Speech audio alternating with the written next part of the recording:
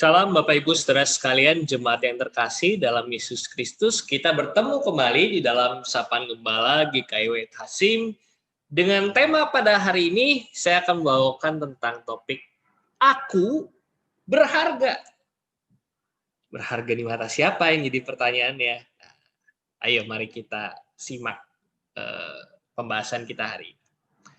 Jadi Bapak Ibu saudara sekalian, kalau ditanya hal apa sih yang bisa membuat seseorang itu dinilai berharga oleh masyarakat, apa jawaban Bapak Ibu saudara sekalian? Coba direnungkan dulu sejenak. Apa ya yang bisa membuat kita berharga? Bisa harta kekayaan kita, bisa kecerdasan kita, bisa juga karena keahlian kita dalam mengerjakan sesuatu. Mungkin ada banyak lagi hal yang bisa dicontohkan. Saya ingin mengambil beberapa contoh gambar dari orang-orang yang mungkin Bapak Ibu saudara sekalian kenal. Ada yang kenal orang ini siapa? Nah, mungkin buat anak-anak muda ini, mereka ngerti nih. Ini namanya Steve Jobs, yang udah almarhum memang, tapi dia menjadi pelopor yang luar biasa di dalam Apple. Nah, dia membawakan breakthrough dalam konsep smartphone dan sebagainya, dan ya saya yakin Bapak Ibu juga beberapa mungkin bahkan ada yang menyaksikan ini dari iPhone, dari iPad, dari MacBook dan sebagainya. Ini berkat Steve Jobs sebagai kepalanya. Ada yang kenal ini? Oke, ini mungkin buat anak-anak muda, mereka lebih kenal. Mungkin kalau Bapak Ibu punya anak, mungkin ditanya mereka tahu ini siapa. Ini saya nama aslinya nggak gitu hafal, maaf. Tapi dia seorang YouTuber terkenal dulu. Dia itu dikenal karena salah satu pelopor menjadi YouTuber, memainkan game, dikasih komentar gitu. Dan ini sempat memecahkan rekor sebagai YouTuber dengan video like terbanyak, viewer. Ini peraihannya luar biasa. Ada yang kenal dengan ini? Ayo. Nah, ini gantian. Kalau tadi yang kenal mungkin anak-anak muda, ini saya yakin Bapak Ibu saudara sekalian yang umurnya udah lebih berumur tahu nih siapa. Michael Jackson. Michael Jackson. Kalau buat Bapak Ibu saudara sekalian, apa yang membuat Michael Jackson itu berharga di mata masyarakat? Lagunya, gaya menarinya, itu moonwalk. Gitu. Itu saya sampai sekarang kalau ngelihat videonya dia melakukan hal itu, itu gimana caranya? Tapi kita semua tahu apa yang terjadi kepada dia dalam tahun-tahun terakhir hidupnya. Karena tekanan dari masyarakat, karena tekanan dari dunia hiburan dan sebagainya, dia merasa tidak puas dengan dirinya. Dan akhirnya banyak sekali melakukan perubahan terhadap tubuhnya. Dari seorang berkulit gelap, jadi seorang yang sangat berkulit terang, rambutnya juga berubah, bibirnya semuanya berubah. Seolah-olah jadi orang yang benar-benar berbeda. Kenapa dia melakukan hal seperti itu? Dan ini membawa kita pada pertanyaan, apa sih yang membuat kita berharga? Apa yang membuat diri kita itu ya diri kita? Apa yang membuat aku itu aku? Apa yang membuat Kristen itu Kristen? Apa yang membuat Bapak Ibu saudara sekalian itu adalah Bapak Ibu saudara sekalian? Apa yang membuat kita berharga? Dan masalahnya sering terjadi apabila apa yang kita lihat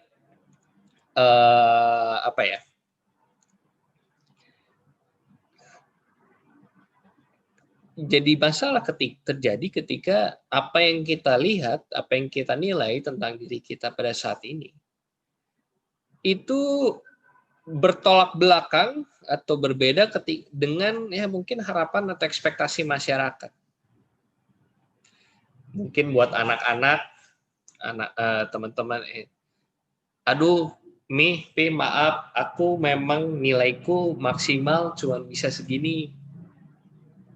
Maaf ya, aku udah berupaya sekeras-kerasnya, tapi nilai saya tetap 60, 70.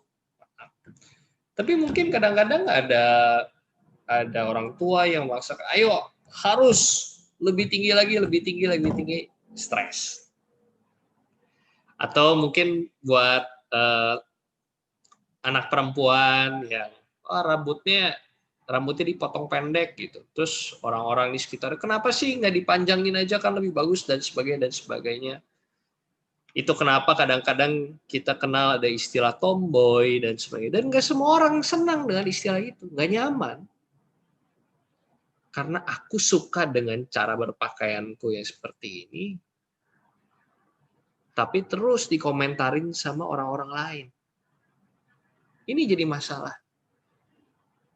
Dan menjadi problem identitas bagi anak remaja, anak muda, dan mungkin ini terjadi juga bagi orang-orang yang bahkan sudah dewasa. Saya punya nilai kalau saya harus mengedepankan nilai-nilai kejujuran nih. Tapi di tempat kerja, saya ngelihat korupsi. Saya ngelihat hal-hal yang nggak benar. Kalau saya komplain, nanti pasti disalahin, nanti saya yang dikeluarin. Nanti saya mau kasih makan anak istri saya gimana? Misalnya gitu. Masalah. Tapi pertanyaan, kalau kita bandingkan dengan, ini satu poin. Ini yang jadi penting juga gitu. Value di masyarakat itu terus berubah seiring waktu. Coba kalau kita membandingkan gitu ya buat Bapak Ibu saudara sekalian yang lahir di era 60, 70-an gitu. Coba perhatikan, pasti gaya berpakaian, gaya musiknya dan sebagainya kan berbeda dengan anak-anak muda zaman sekarang gitu kan. Mana ada zaman dulu K-pop gitu. Nggak ada. Anak zaman sekarang juga mungkin nggak gitu demen kalau diminta untuk musiknya jazz. Iya, mungkin nggak semua suka. Nah, bagaimana yang menyelaraskan kedua hal ini adalah kita harus cari pedoman faktor yang tepat untuk mendefinisikan sebenarnya aku ini siapa, apa yang harus aku perbuat dengan baik, dan terserah apa kata orang luar, aku akan tetap melakukan hal itu.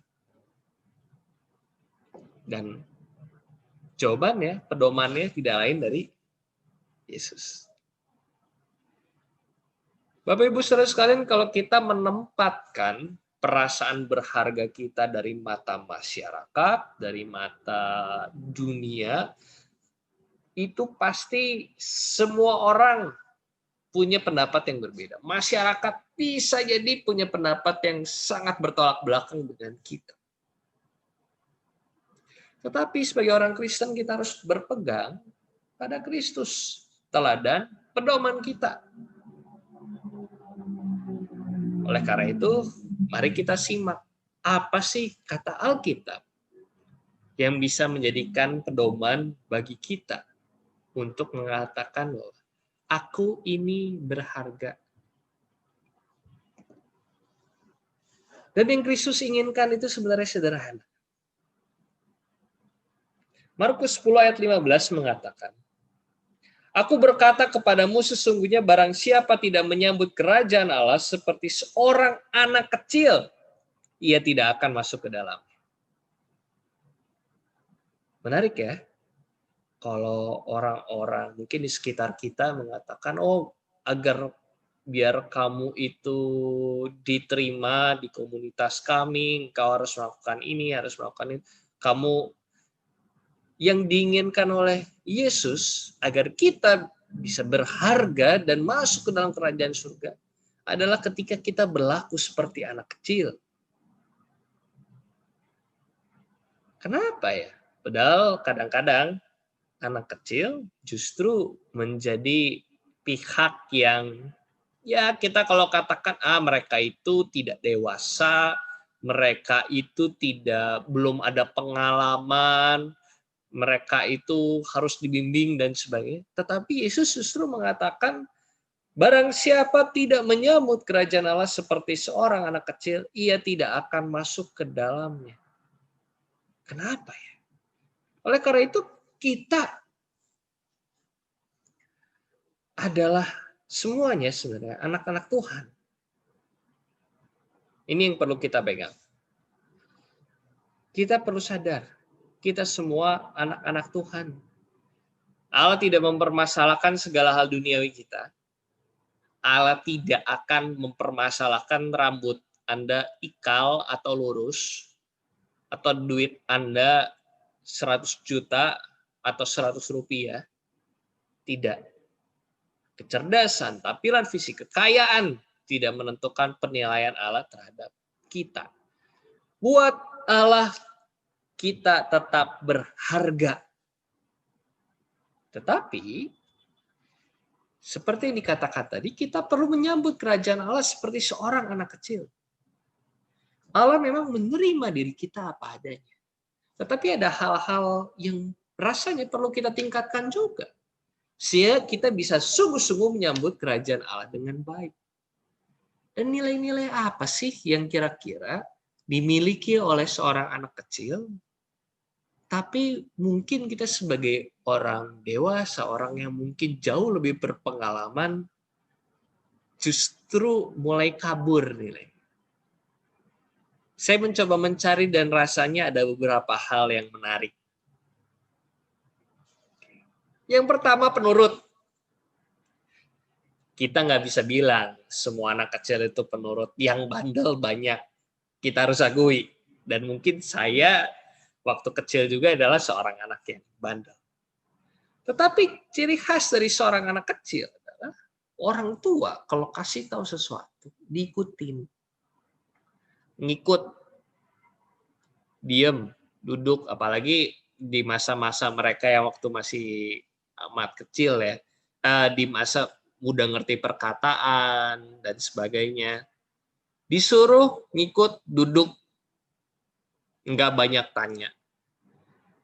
Biasanya kalau udah makanya kenapa masuk anak masa-masa remaja itu biasanya disuka dikatakan orang masuk masa pemberontak. Kenapa? Mulai nanya, kenapa sih harus begini, kenapa harus begitu? Anak kecil nurut.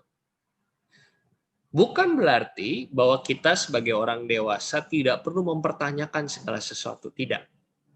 Tapi kadang-kadang kita sebagai orang dewasa yang mungkin pengalaman sudah banyak dan sebagainya, mulai mencari berbagai macam cara biar kita bisa menolak dari apa yang seharusnya. Kan udah dikasih tahu harusnya begini, kan udah dikasih tahu kalau kamu jadi orang Kristen tuh kamu harus jujur. Kamu harus ikutin perintah Tuhan. Iya, tapi kan susah. Ini buktinya gini, gini, gini. Realita. Pertama, penurut. Kedua, percaya. Anak kecil itu percayanya luar biasa sama orang tuanya. Saking percayanya, di pengalaman saya saat ini, istri saya keluar kamar sebentar aja, kalau si kecil masih di kamar, sendirian, nangis. Takut. Pengennya ada maminya terus. Nah, kita percaya nggak sama Tuhan sampai segitunya? Jangan-jangan Tuhan jadi nomor kesekian. Jangan-jangan udah bukan nomor. Kita nggak percaya sama Tuhan. Tuhan katanya Tuhan itu baik. Mana buktinya ini saya menderita begini, begini, begini, begini. Percaya. Apakah kita mau menyambut Tuhan seperti seorang anak kecil yang menyambut orang tuanya? Oh, papi datang, mami datang, aku aman di dalam pelukan mereka. Apakah kita jadi orang-orang yang seperti itu? Pemaaf, Saya pernah baca sebuah cerita menarik gitu ya. Anak TK berantem yang nggak sengaja kesandung sama kaki temennya, jatuh, ada yang ya benjol lah. Orang tuanya nggak terima, berantem. Anaknya di luar udah main lagi kayak biasa. Udah ketawa-ketawa lagi. Orang tuanya yang berantem. Kadang-kadang anak-anak itu sangat mudah memaafkan.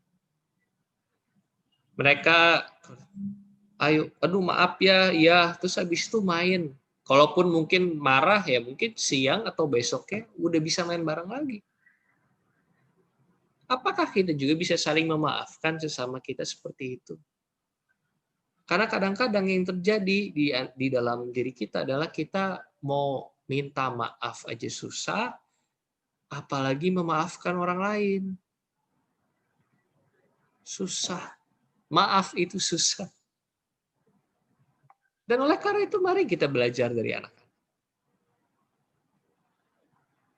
Kemudian tentang kerendahan hati. Humility. Kesedihan buat mau mendengar. Kesedihan untuk mau belajar. Kadang-kadang kita sebagai orang dewasa karena pengalaman kita, karena pengetahuan kita merasa lebih tahu dari segalanya. Dan itu kenapa kadang-kadang di khotbah-khotbah salah satu topik yang diangkat adalah ayo kita belajar mendengarkan lagi apa sih kehendak Tuhan. Karena kadang-kadang kita terlalu mengandalkan pikiran-pikiran kita sehingga kita lupa untuk mengandalkan Tuhan. Coba andalkan Tuhan sebagaimana seorang anak kecil mengandalkan orang tuanya. Itu setidaknya beberapa nilai yang ingin saya angkat. Dan mungkin ada banyak hal lain. Tetapi saya ingin sebagai penutup mengangkat Yeremia pasal 17 ayat 7. Diberkatilah orang yang mengandalkan Tuhan, yang menaruh kepercayaannya kepada Tuhan. Marilah kita, walaupun sebagai orang-orang dewasa, kita tetap merasa rendah hati, kita terus mau belajar, kita tetap mau bersandar pada Tuhan. Karena Tuhan mengasihi kita apa adanya, kita semua berharga di mata Tuhan. Dan sebagai tugas kita anak-anak Kristen, marilah di dalam kehidupan kita bersandar sepenuhnya kepada Tuhan, mengandalkan Tuhan dalam segala bagian dari hidup dan pengharapan kita. Kiranya Tuhan memberkati dan menyertai kita. Amin.